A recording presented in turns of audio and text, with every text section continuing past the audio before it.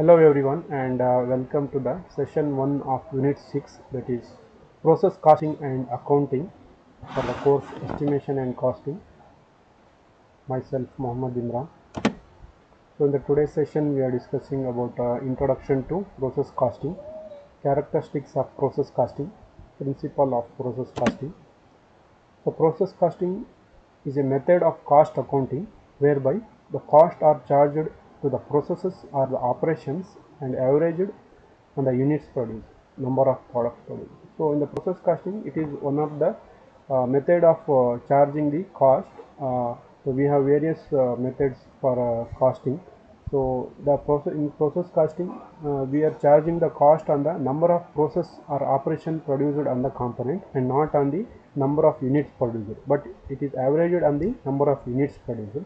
In process costing, the costs are charged on the various process performed, that may be machining operation, or that may be heat treatment process, or that may be um, some various processes step by step, not in the single components produced. It costs are charged on the various processes, or that may be in the production process, or that may be transportation process, or maybe marketing process. So in the various processes, the costs are charged on the various processes, but not on the components produced. It is not charged on the single component produced. It is charged on the various processes or operation that is performed on the component, and it is averaged on the units produced, number of products produced. Process costing is a term used to describe a method for collecting and assigning the manufacturing cost to the unit produced.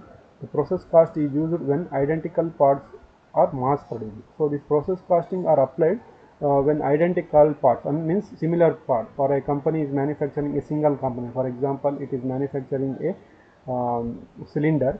So they are manufacturing the same components throughout their life. So these companies are adopting this process costing.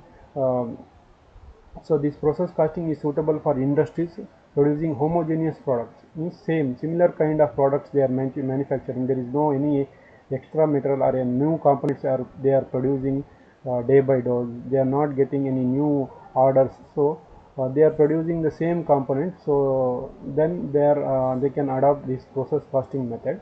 The process cost is suitable for industries that is producing homogeneous products same time. Their production is continuous flow. They are producing the same component continuously throughout their life. So those companies can adopt the process costing techniques. Um,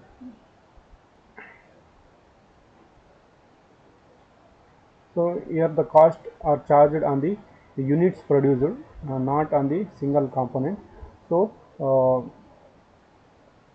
characteristics of process costing include the production is carried continuously and passing two or more processes. One, that the components which are having more than one processes, not only the machining operation, if they are requiring any heat treatment processes, or after that it may require any polishing operation, or any painting, or any operation. So if the component involves more than one processes, then this is characteristic by a component which is having more than one processes.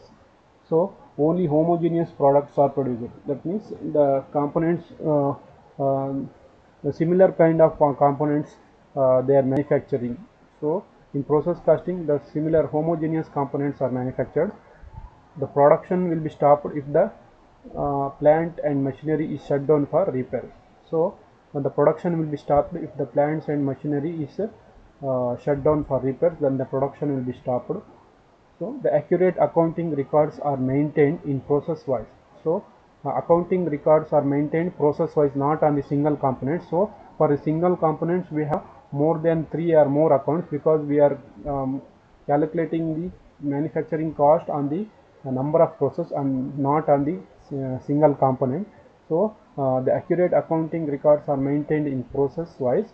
The number of units produced, as the number of units produced completely, the number of units partly produced, and total cost is incurred. The finished product of the one process becomes the raw material for process for the second material, and so on the final product is obtained. So the finished product of the one component, for example, a component requires heat treatment process after machining process, and after that the painting process will be there. Then the finished product of the machining is become the raw material for the heat treatment process. Similarly, the finished product after the heat treatment process will become the raw material for painting or spray painting process. Similarly, it will continue till the final process is obtained, the final product is obtained. Some losses may arise in the process due to avoidable and unavoidable reason. So some losses are may arise in the process due to that may be avoidable errors or unavoidable errors. The losses may normal and abnormal. The losses also be normal and abnormal.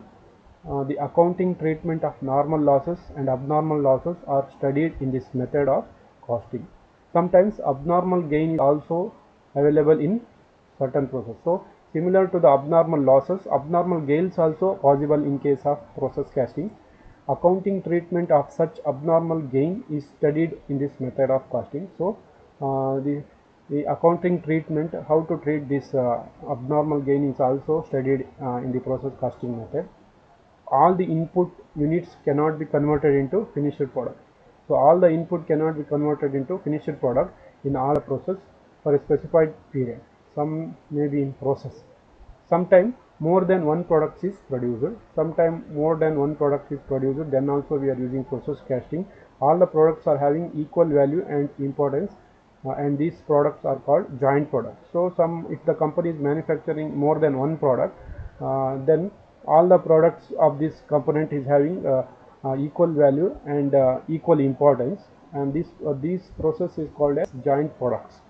Sometimes one product may have more value and important than other. Such product is called as main product and less value product. If the component if the two components having if in between two components, if the one component is having more importance and then other have less importance, then those product is called as the main product and less value product. Both main product and byproduct are valued under this method of costing. Joint cost is divided by both main and byproduct. Main product of one firm may be the byproduct of another firm. Output is uniform. Output is uniform. It will not vary or it will not decrease in a higher rate. The principle of costing. Following are the main principle of process costing. The whole factory operation is divided into several production centers. So since the component various operation is performed, so the whole factory operation is divided into several production centers. Each production center performs standard operation. So they perform the standard operation. They will not do any research or development. They are doing their regular activities. All items of process costing, i.e. material, labor and overheads, are collected in process wise. So all the labor and material and overhead charges are collected from the different process, not for the final product. It is collected process wise. The records are maintained in process wise. So all the records are maintained process wise, not for the single final product. And the total cost incurred and cost per unit. The total cost of one process is transferred to the next process. So as I told that the total cost of machining is transferred to the next process, for such as heat treatment process, along with the number of units transferred to next process for further processing. The cost per unit is calculated by dividing the number of units produced in a process. The total cost incurred for processing the same number of units is a specified period. Likewise, the cost of the finished product is calculated by dividing the total production cost into number of units produced. Thank you for watching this session.